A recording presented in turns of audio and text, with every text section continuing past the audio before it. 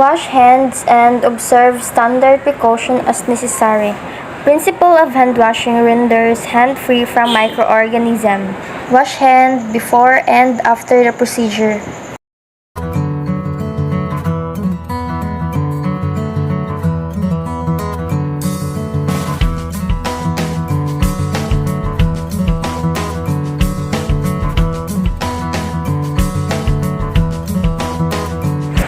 Ask the person if he or she has bathed or applied deodorant or antiperspirant for the last 15 minutes.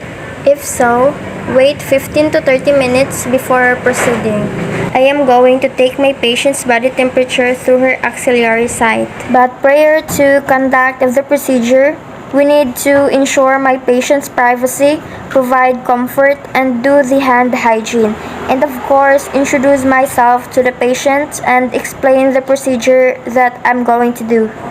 Good morning, ma'am. I'm Imageline Gracie Estramos, a student midwife. So today, I'm taking your body temperature to your axillary site or under your armpit. Okay, so may I see your hand, ma'am? And please state your complete name. I'm Imageline C. Estremos, Birthday, ma'am? December 10, 1995. So, ma'am, I'm gonna have to pull up your sleeve so I can put the thermometer. But before I'm going to put this on the area, I'm gonna need to check the armpit of the patient and take a look and see if there are any scars or lesions. Put a dry paper towel if the area is wet or moist. Ma'am, can you please raise your hand? That portion of the axilla may promote inaccurate reading.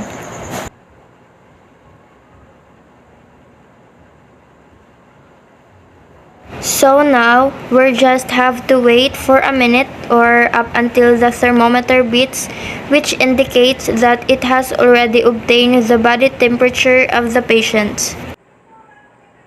Ask the person to lift his or her arm slightly.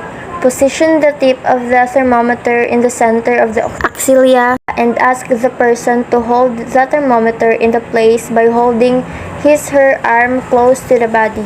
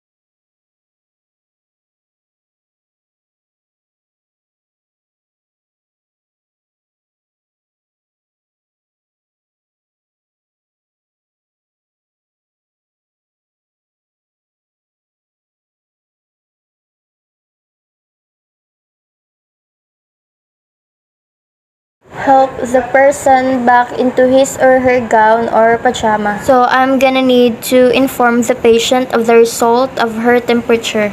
So ma'am, your body temperature is 36.5 degrees Celsius, which is within the normal range. And of course, disinfect the thermometer that you've used.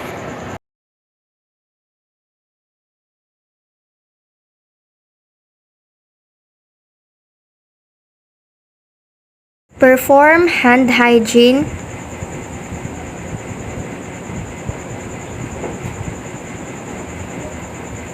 And document the data that I have gathered.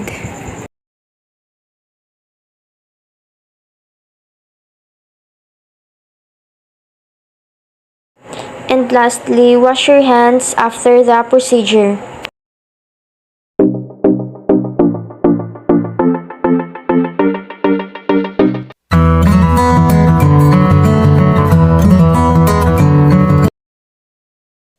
Hi everyone, I'm Immaculate Gracie Estramos. Right now, I am taking my patient's pulse rate. The pulse rate is a wave of blood created to contraction of the left ventricle to the heart, and in order for it to measure it, I need to do the palpation on the both sides of the patient.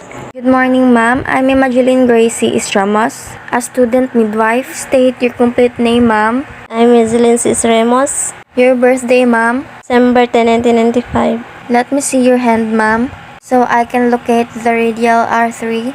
Pulse.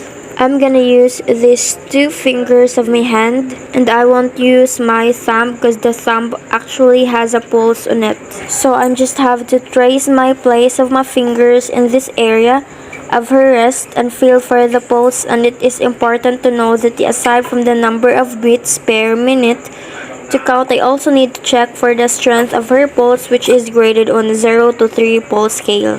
0 being the pulse is absent, 1 plus it is weak, 2 plus for normal, 3 plus if it is bounding. And of course, I also need to check for its rhythm if it is regular or irregular. So now that I have found her radial pulse, I'm gonna start counting the beat per minute.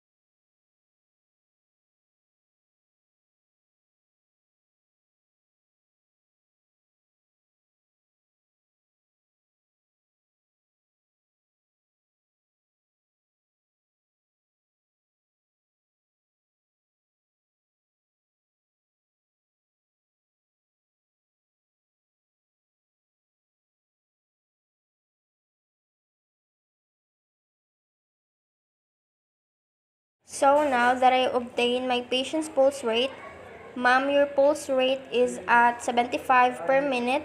It is graded 2 plus, which means it is normal and it has a regular rhythm. Note the person's name, the time, and the pulse rate, rhythm, and the aptitude on your notepad. Report an abnormal pulse rate, rhythm, or aptitude to the nurse immediately. Open the curtain and the door.